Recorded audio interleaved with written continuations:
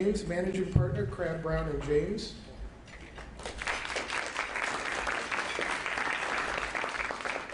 Michael Curtin, former journalist. And our host, Colleen Marshall, co-anchor at WCMH NBC4. Colleen, the stage is yours. Thank you. They can't call you a former journalist. You're always a journalist, aren't you? That doesn't go away when I retire, does it? Thank you. Welcome to both of you. And as Steve mentioned, we are in some troubling times right now. Not only are we in the midst of a pandemic, but we have seen citizen activism at a higher level than I think we've seen maybe since the 60s. And we've seen it on a united front across the country. And we are seeing here in Columbus, in the midst of all of this, what appears to be a division between the administration and the men and women who wear blue. A troubling division, a lot of finger pointing, and a lot of anger. And so I think we should point out that Larry James is the National Counsel for the Fraternal Order of Police, who has quite a bit of history in this. And so I'm going to ask you the first question. As you look at this division and all the finger pointing, which direction do you think the fingers should be pointed? Well, let me just give you a little bit of background myself. I was safety director in Columbus in addition to being general counsel to the National Fraternal Order of Police since '01. In my early days in Cleveland, Ohio, I worked for the law department, second and third year, assigned the police department, moved to Columbus, worked in the city attorney's office, assigned the safety department under Bernie Chupka. I investigated with IA, I prosecuted for internal affairs officers, I worked with Vice. So that's my history as I look at this. And I think a little bit of history is in order as to what the FOP or unions do or do not do. This state is a state that recognized collective bargaining. Before collective bargaining, public employees such as the FOP, what they called it collective begging. Before and after, the FOP unions do not hire, they do not fire, they do not set the criteria for hiring police officers, they do not discipline, they do not promote, they do not train, they do not select the chief, they do not set the budget, they do not purchase equipment or make the decisions about equipment or budget.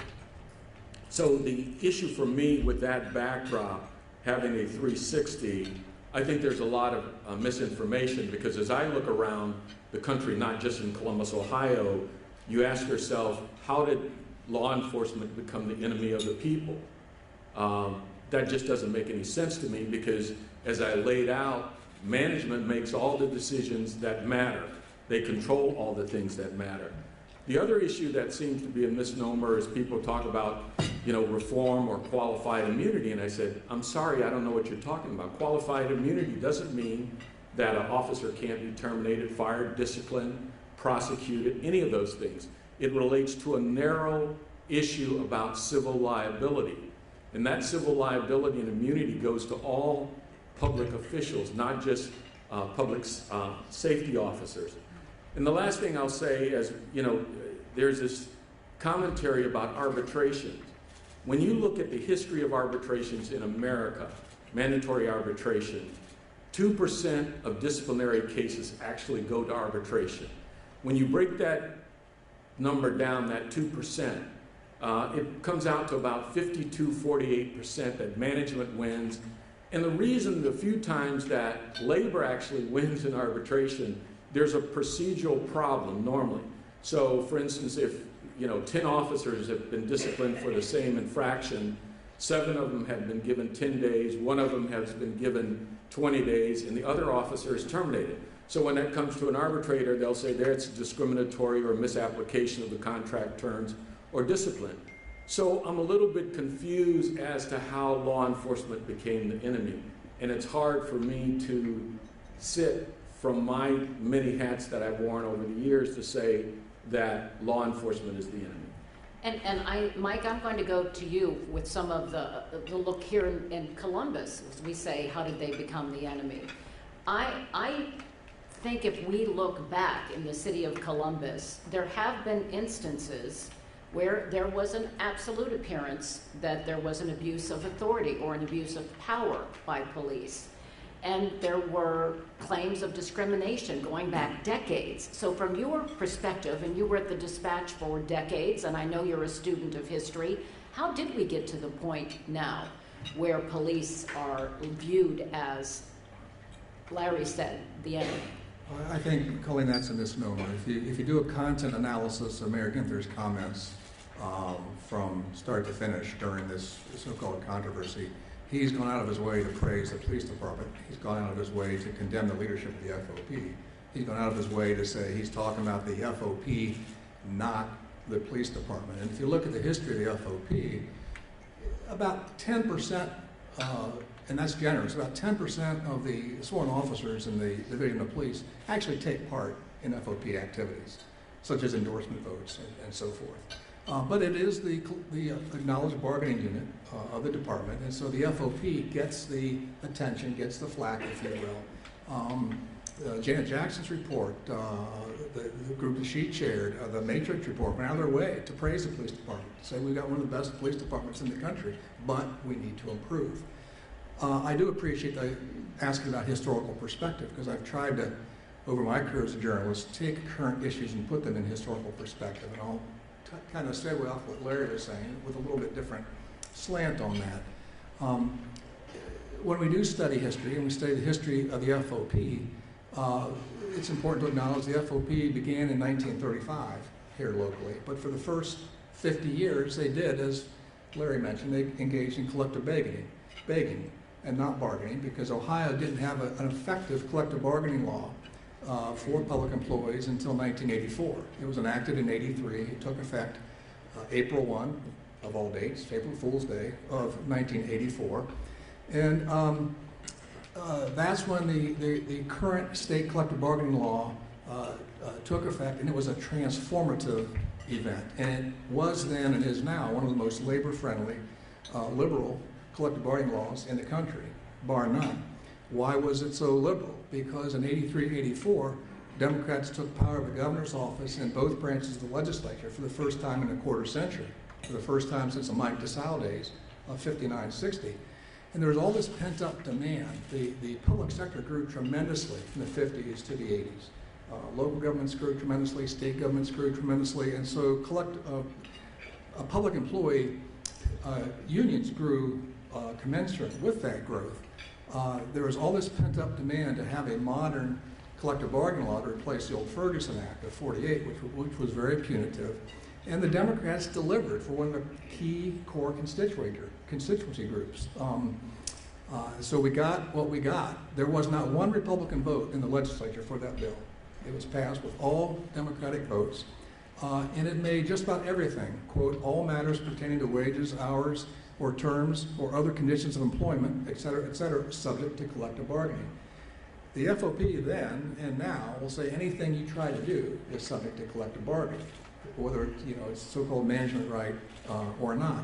And most importantly, for unions representing public safety forces, police and fire, it requires binding arbitration for the settlement of all economic and non-economic impasses between cities and the unions representing safety forces.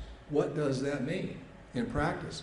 It means that when both sides cannot agree on wages, benefits, or even disciplinary actions, such as firing a police officer, the buck ultimately does not stop with the police chief. It doesn't stop with the safety director. It doesn't stop with the mayor. It doesn't stop with the city council.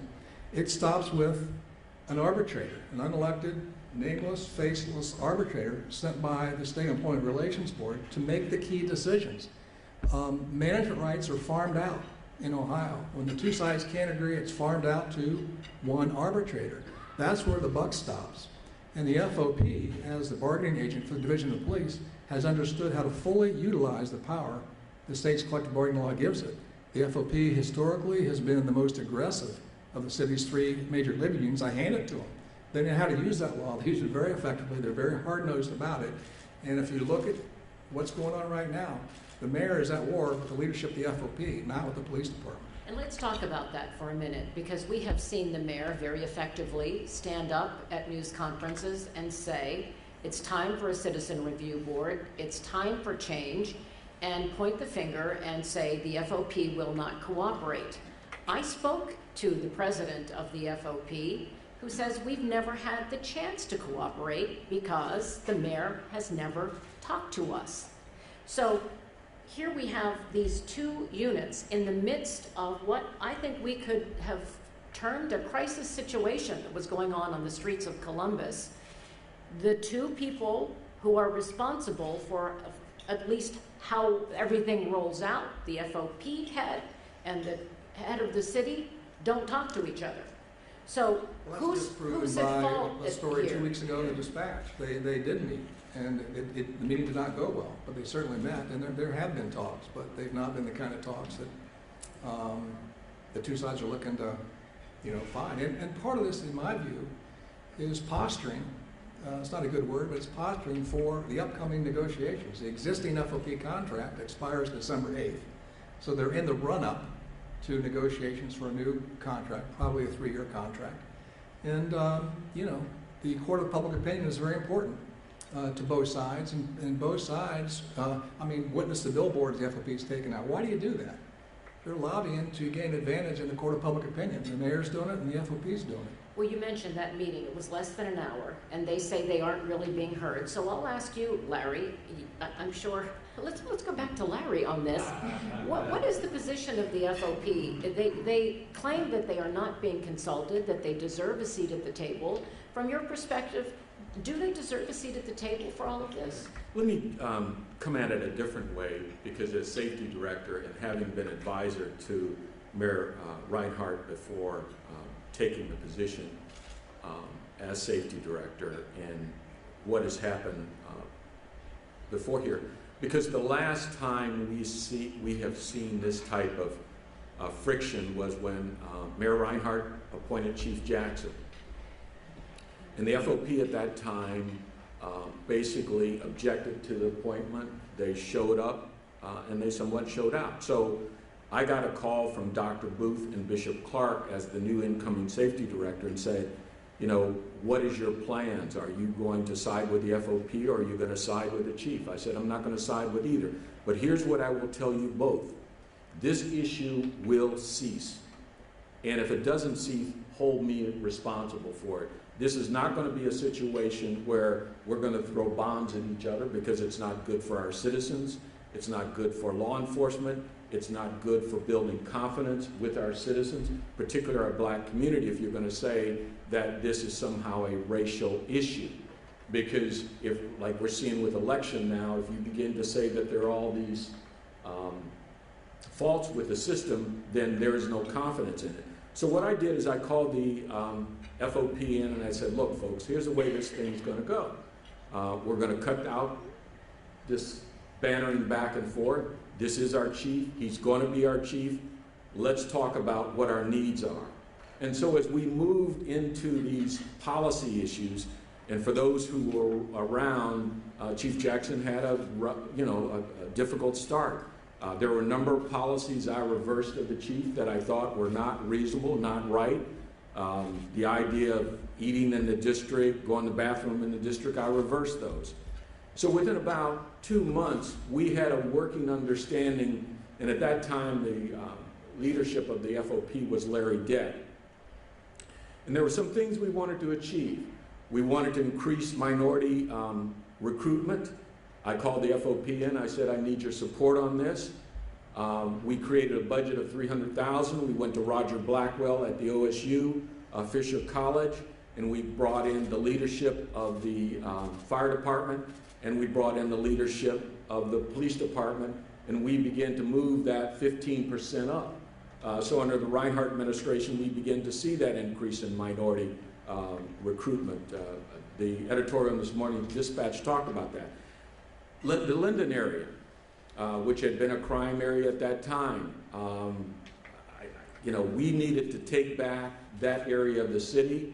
We were seeing the same things then that we are seeing now. I called in Deputy Chief Rudder. I said, look, I need to saturate Linden with police officers. I don't care if they're on foot or they're on bikes, but we need to do this. And he said, that's a bad idea.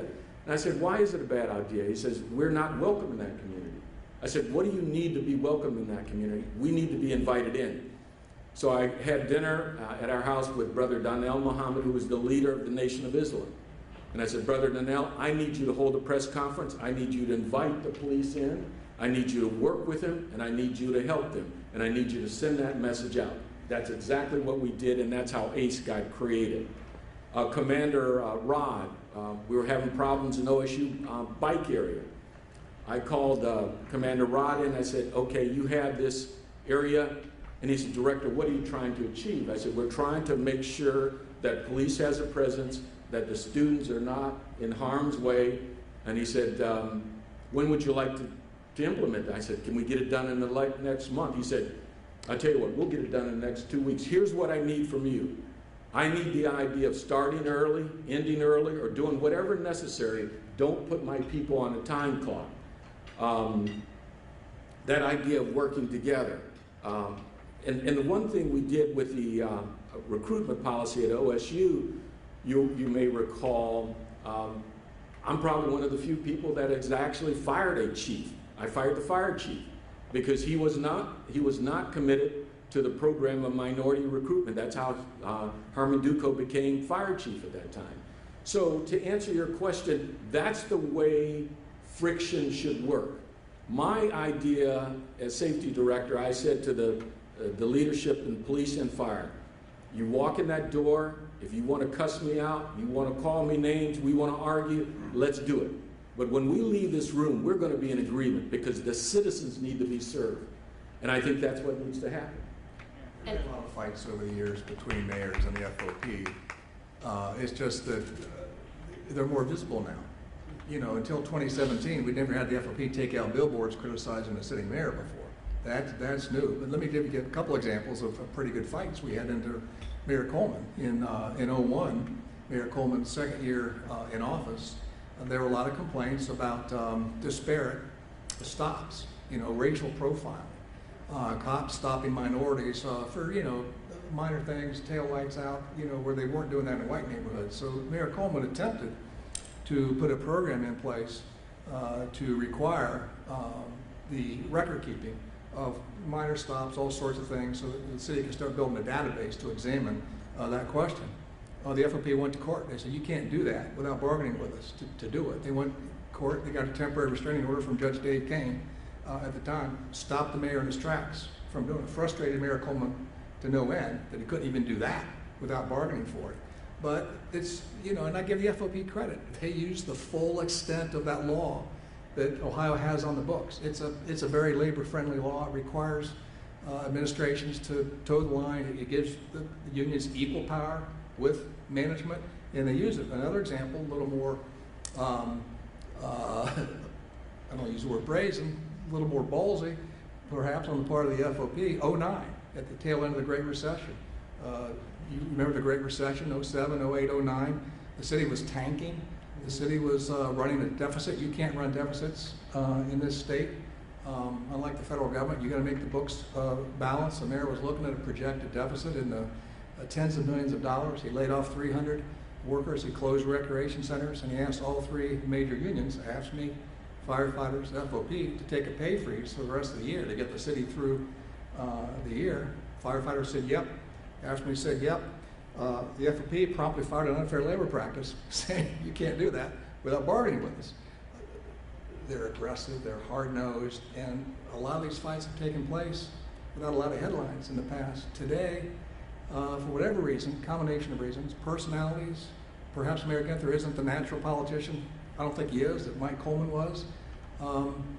You know, the FOP takes out a billboard in 2017 after the firing of Officer Zach Rosen, saying we have no confidence in Mayor Ginther, we have no confidence in Safety Director Pettis, we got no confidence in then Council President Zach Klein, and we're off to the races. Let me respond to that, because I think one of the issues that occurred in our administration, mace was not classified as a use of force. And I called the FOP and I said, look, we have a problem. We need to address this issue. And I don't want to argue about it, fight over it, but let's do this. Let's begin to determine how to classify that as a use of force. and then trigger an in-service training for those officers that had X number of use of force incidents, and we agreed to it. I mean, I did not have one arbitration under our tenure, and I don't know, my experience was just very different, because my first, what you call me is one thing, what I answer to enough. This ego stuff is just crazy. It has no place when things are this critical. So if you're thin-skinned on either side, you need to get over it.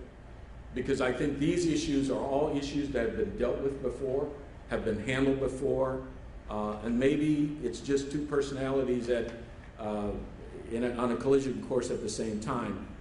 I just don't see the FOP around the country. There are some incidences where Chicago's a little bit different.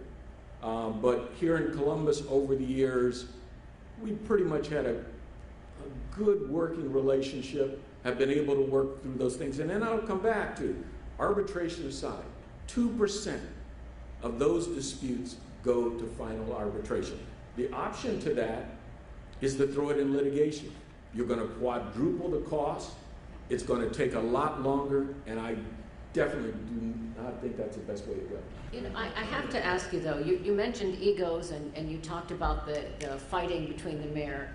I had an off-the-record conversation with a local political leader who said to me, none of the Democrats even bothered to go meet with the FOP to seek endorsements during this election cycle because they know the FOP won't be endorsing Democrats.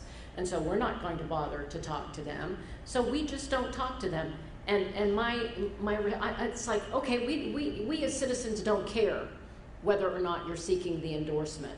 We as citizens should care whether or not you are willing to communicate with each other. And what I see happening here is neither side is willing to communicate with each other, but they're sure ready to get in front of the cameras and tell us what they think about the other person. And so you've mentioned a lot of what you did behind closed doors, how you pulled the sides together. Are you saying they are failing to do that currently? Yes. And who needs to step up? Who needs to open that door and invite the parties in? I think when we look historically, particularly at elected leadership, that's where we should start.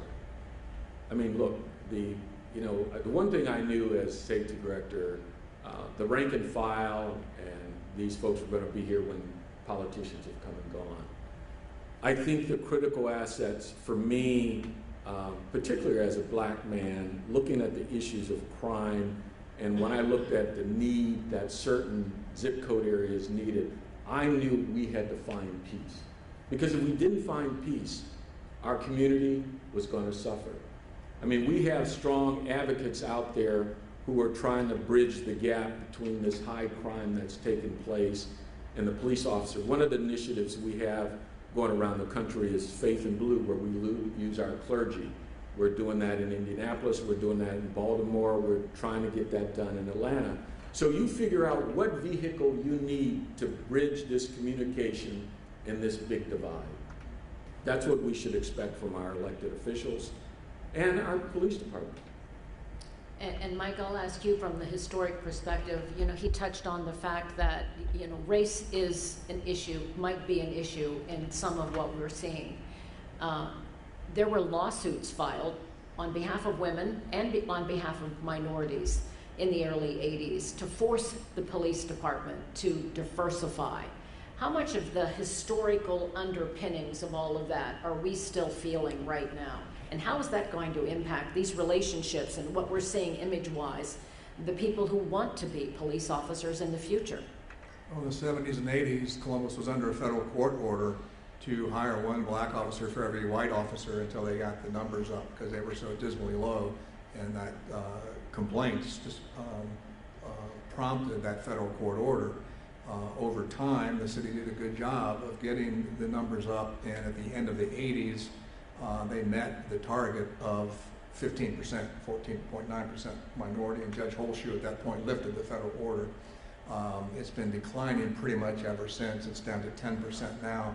There's lots of reasons for that. I don't pretend to have all the answers, but The committee that Janet Jackson headed, as well as the Matrix report, lays out a lot of innovative proposals for getting those numbers up, working more aggressively with the community colleges, working more aggressively to perhaps even award bonuses to people who refer promising young people into police roles, all sorts of things. But I mean, Larry's a spokesperson for the FOP. He would know better than I, but I'm assuming there's still a meaningful stigma attached to police work among a lot of young African Americans, and it takes yeoman's work to overcome that, to get the numbers to where we need them to be. And certainly in the current environment, we can't ignore what's been going on around the country. Breonna Taylor, George Floyd, it's changing the image of the police. And Larry, you know, we've been doing a show called The Conversation, where we sit down and talk about race. And Matt Barnes, who might be the sweetest young guy I've ever met, told us a story about being racially profiled as a teenager because he was driving through Bexley. And he was pulled over and they accused him of going 26 and a 25, and they harassed him. And so when you hear those stories, you have to understand why minorities might be reluctant. And you know, I'm telling you, I'm sure you have your own perspective on this, but you have to see why minorities might be reluctant to put on that uniform. It's a bigger issue. You're seeing larger segments of law enforcement retire early.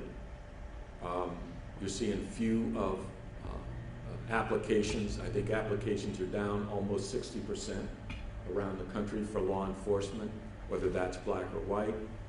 In Baltimore and Houston and Chicago, you have a larger presence of black and minority officers. But here's the problem we're having if this dialogue continues, and whether you say, you try to departmentalize and say it's the FOP leadership versus the rank and file, officers do not make those distinctions. So what we have to be careful of is we don't send this super chilling effect on applicants who would otherwise want to join the force and will not, because those numbers are shrinking.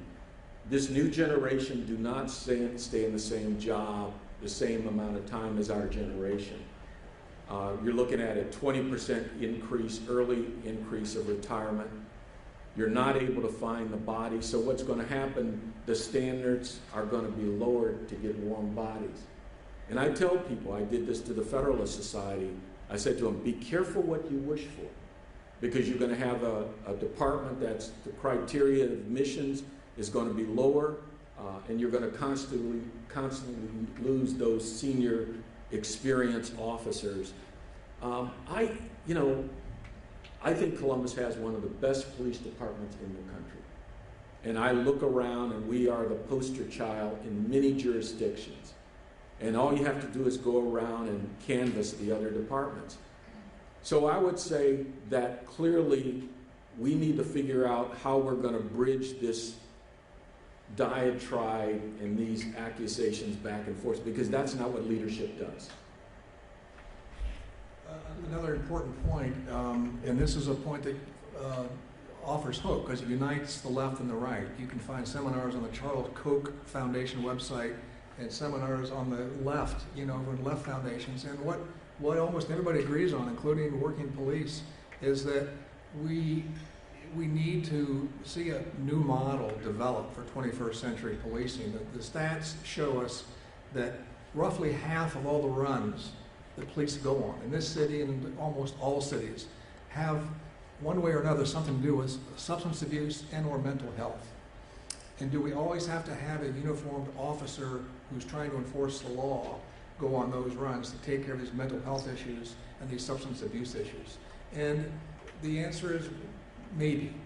Our police departments of the future are going to look differently than they look today. We're going to have a blended, I think, force of people who are not just people who are out there enforcing the law, but who are out there trying to build community, trying to stop problems before they become too severe, getting people the services they need, get them plugged in to Adam H, get them plugged into these mental health service providers and others, because you can't police your way out of the problems we have in our big cities in the way we've traditionally understood law enforcement. And I think that unites people across the spectrum. I think you're probably right. I think police officers would play devil's advocate and say, when you get that call, you don't know what's on the other end. And that's why sometimes, you know, do you roll the dice and say, we don't need someone in uniform to roll up? I mean, Breonna Taylor, they didn't realize the people at the door were police officers. So I'll turn this over to you, Larry. What would be the FOP reaction to this new model? And I think new models are on the way, but what will the FOP say to all of that? I think they will embrace it. So some of the things we do right now, I was here at the Metropolitan Club when we were talking about body cameras. And if you go back and you look at that, and I said, look, body cameras are here to stay. We created a model policy for body cams that we utilize around the country. We have training comes up. You know, every March I put together a leadership training for law enforcement, and I put another leadership training for lawyers who represent. We deal with de-escalation. We deal with reform. We talk about these issues about health care and training. When I was on a Zoom here locally with the Urban League, and I had a couple school board members ask, why do we have law enforcement police officers in your school? Well, you contracted for them. If you believe you need a certain skill set in your school other than law enforcement for disciplinary person, train them, contract for them, and do it. Law enforcement, I wish you could be a part of the amount of money that we spend on part of the FOP in the leading areas of training. And I learned early on as safety director, if I went down to my command staff and I said, here are the problems, here are the issues we're dealing with, they would say, Director, tell me what you're trying to achieve and let us help you get there. But you got to ask the question, you got to listen. And our leadership, I think, are there. They got there. They were a little bit slow on body cams, but they will, you know, they love them. They live by them. I think the culture is changing. We've drafted a policy that will go out to all members so they understand what civilian review boards are, what they're about. We've done the same thing to educate them about arbitrations, collective bargaining, what occurs around the country and what does not. And all these issues that you're talking about, I could show you our blueprint of what we're doing, and we're trying to lead in those areas. To that point, and Colleen, you covered this 2 weeks ago when former Chief Jacobs, former Chief Distelzwag, and former Deputy Chief Rockwell had that press availability. And Rockwell was asked specifically, you know, what's your position on the Civilian Review Board? And he paused and he said, I'm okay with it if the members of that board are trained to sufficiently understand the training, the protocols, the procedures. You know, you can't have a Civilian Review Board made up of a bunch of amateurs. These people have to be steeped in the same type of training that police officers get so they can make informed judgments. And if, I think there's potential there, quite frankly. I tend to be a glass half full person more than empty. But I think once we get past some of this heated rhetoric between the FOP leadership and the mayor, there's common ground to be had about the Civilian Review Board, because it's coming. We're going to have one in the city before long. And if the question is that board capable and competent of doing the job? If it is, the police force will embrace it. Yeah, we haven't recommended on that. We've just created a model that our members can look at. Look, we have 150 plus cities with civilian review boards, including Minneapolis, a budget of $1 million, Chicago, a budget of $13 million, New York, a budget of $16 million. Tell me one that works. And I think the thing I would say as a former safety director, let's listen, let's study the problem, and let's try to get it right for once if we're going to go that type of place.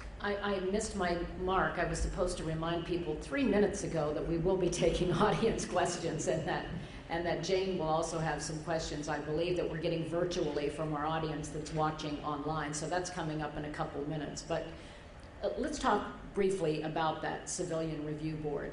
Voters will be voting on it in November. We still don't know what it is. They put it on the ballot without telling us what the parameters are. Who's in charge? Do they have subpoena power? Who's going to make the makeup of the board? What kind of disciplinary authority will they have? Will they be making recommendations, or will they take direct action? Do you think voters should be comfortable voting for a civilian review board when those questions are not answered? It's like a lot of state constitutional amendments you vote for. You vote for a framework of something, and then the details are filled in by a statute later on. It's not uncommon for a charter amendment or a state constitutional amendment to lay out a framework for the voters to adopt, and not to get into a laundry list of detail. The police and others have legitimate questions about reserving judgment on this thing until they can see some of that detail. But you're right, the voters of Columbus will be voting on this proposed review board without the detail about how many members, what kind of backgrounds those members have to have. What kind of knowledge they need to have? What kind of training will be required for them to take a seat on that review board. So that's all legitimate. But if I can make one other point about cops, among the people who want the bad cops weeded out as much as anybody. There was a fascinating poll just released recently by the Pew Research Center. And the Pew Research Center, by my books, does the best polling and polling reporting in the country. They just released a survey of 7,917 police officers from departments with at least 100 officers or more, so medium-sized cities and up. It was conducted by the National Police Research Platform, reported by Pew. And that survey among these 7,917 officers found that only 27% of respondents, basically a quarter of those police officers, felt their departments did a good job holding accountable officers who consistently do a poor job. Wow. Cops want the bad cops out. And let me just echo that. Again, Larry Deck was the FOP leadership, and there were a couple of disciplinary cases I recall that Larry came over to see me after I'd had a few decisions. He said, "Director,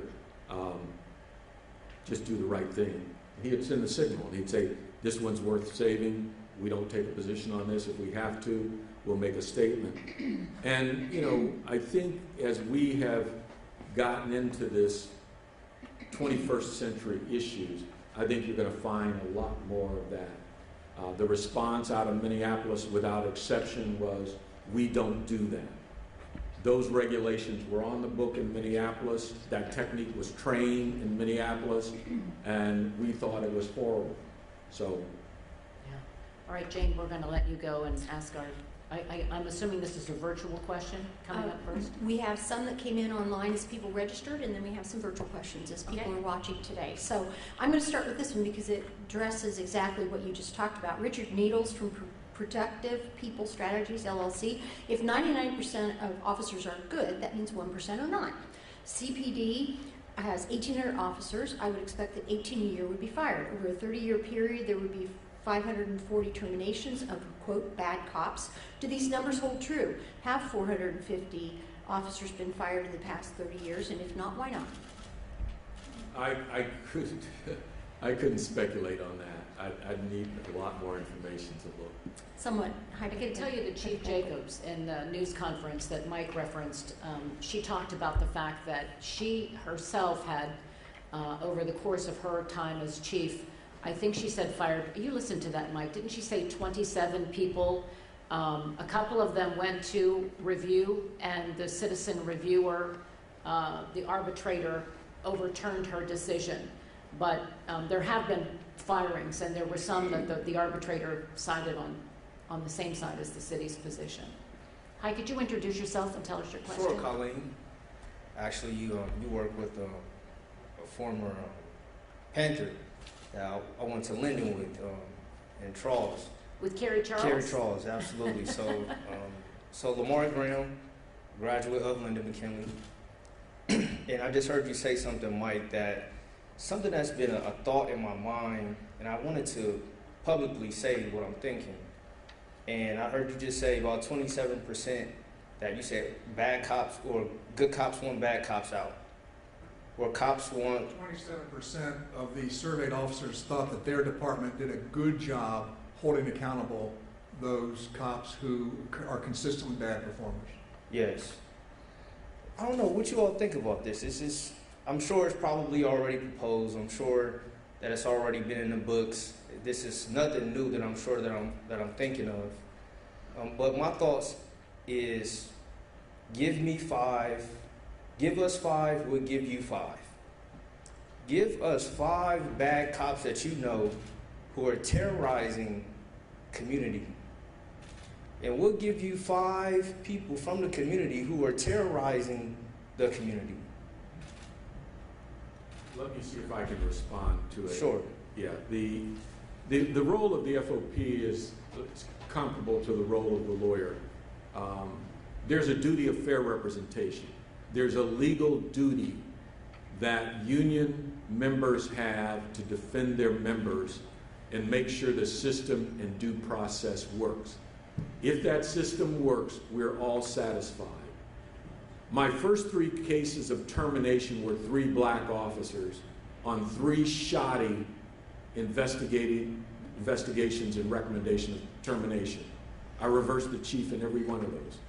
Once you go down that slippery slope of lessening the standard and not allowing due process to work, you compromise the system for everyone. Can I make a point? Sure. Piggyback on that, I found an article in the Dispatch from June of 2018. They took a look of 10 years worth, a decade worth of FOP grievances. And it's important to note that in 38 cases in which a Columbus officer was fired, the FOP did not contest 75% of it. Okay. They did, to Larry's credit, I mean, his point is accurate.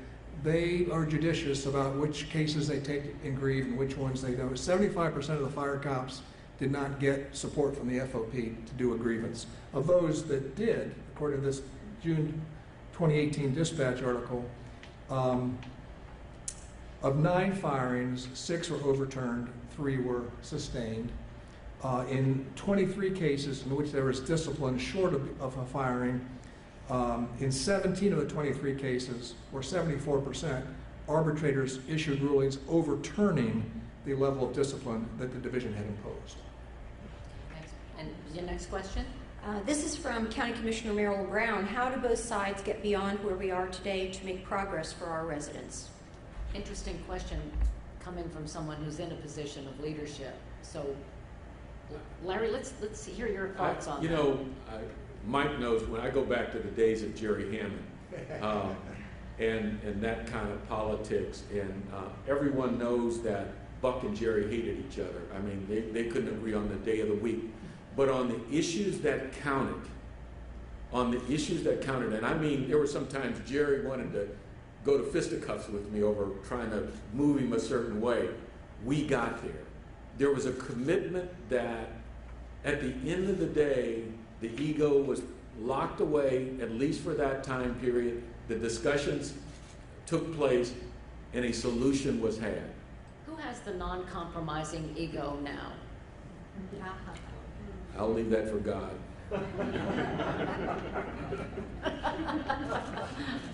Jane? Kathy Fox wants to know, can you describe any positive national examples of police and community interaction programs that have been successful in reducing confrontational police handling of peaceful protests? Until this recent uprising, Indianapolis had a great model. What Rick Snyder had done over there as president of the FOP, working with the black clergy, and then brought the entire faith-based community together and begin to take out billboards, begin to have community meetings, the One Cop initiative, the Faith in Blue. We were having great success until this recent episode. In Atlanta, we are starting to do that again, but when all of this, after the George Floyd situation, everything was put on the back burner. Now, I was on a conference call the other night with the FOP leadership, and we put $25,000 to that initiative that we are going to, again, roll out nationally. We're putting together a working kit, and we will bring in our leadership to assist those communities to put those initiatives together. It's important to note, all the sparks can obscure the positive trajectory that we've been on for a long time. Complaints about Columbus police have been on a downward trajectory for a decade. 10 years ago, there were 647 complaints against Columbus police. Last year there were 246. Those numbers have been coming down year by year by year by year. We've been on a very good trajectory in terms of how our police interact with our citizens. Well, and I'll ask a question for myself. Are there programs where police officers have interaction with grade school children and middle school children, perhaps thinking of long-term recruitment to begin to help children understand the role of police and develop relationships at really young ages? I think one thing I've always said, it's about the staff, the number of staff, lack of staff. Mike talked about, right now, we don't have community policing because the police officers are running from crisis to crisis. We look at the number of officers are going down, we look at the budget. It's expensive. Safety takes up 2/3 of the budget. The question then becomes, how do we reprioritize? So we agree on the reform on reprioritizing if it helps us better police. We used to have the DARE program. We used to have other programs, Hot Pursuit. Those things are all gone now. Yeah, they're all gone. Perhaps retired police officers, or is there such a thing that they could get involved as volunteers? I think that if we can quiet the noise, and leadership comes out, I think we can get there. I know I was in Kansas City a few years ago, and we were having this same discussion, and the political leadership began to make those kind of overtures in bridging those gaps. Sir, we're going to let you ask the final question. We're almost out of time, so if you can introduce yourself. My name's Bill Crindle. Mr. Curtin, Ms. Marshall, I guess my question is probably more posed towards you. Your point, Mike, that the numbers have been going down for 10 years. If we pay attention to what we see in the media, and I think there is such a divisive mood in our world right now, what can you do as journalists to help make sure that truth overrides? That story is not only told when there's a spark. You want to hit that first, Colleen? Yeah, well, I will tell you, the media gets a lot of criticism saying you only focus on the negative, If you watch a newscast, all the stories aren't negative. But they certainly get a lot of intense attention. And I had a news director who told me one time when we were talking about this criticism, if you're driving down the road and you get a flat tire, you pull over to the side of the road. Do you get out of your car and praise the 3 tires who are doing a good job, or do you pay attention to your problem? And I think that's kind of what we do. We pay attention to the problems, and quite honestly, social media, the availability of police body cameras, we can now see it. And when we see it, I think we have an obligation to show it to you. Let me put in a pitch for my old employer, the Dispatch. I think they're making an attempt to do some stories like that. 2 weeks ago on the front page, they featured an officer whose beat is on the west side of Columbus, and it's all about him rescuing women from human trafficking. It was a hell of a story. Yeah, and when I saw it, I thought, boy, that's the kind of stuff they need to do more and more and more of. Find those officers who are doing that heroic, life-saving work and tell their stories. And I just did a feature story on police officers who were working as resource officers in high school and also became coaches at those high schools. So we do try to, we do the positive stories. It's just they don't probably stick in your mind as much. And I think we're about done. We thank both of you for being with us. We could probably talk about this all day, but thank you so much for sharing your information, your expertise. I hope you enjoyed today's forum. Found a lot of historical information. I've been in Columbus since 1985, and I learned quite a bit today listening.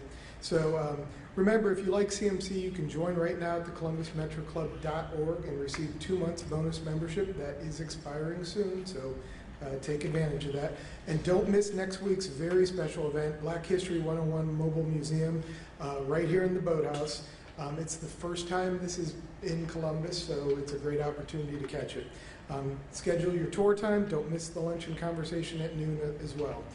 Thanks to our sponsors today, Crab Brown James, our live stream partners, PNC, the Columbus Dispatch, and NBC4i, and to our online virtual seat patrons, thank you.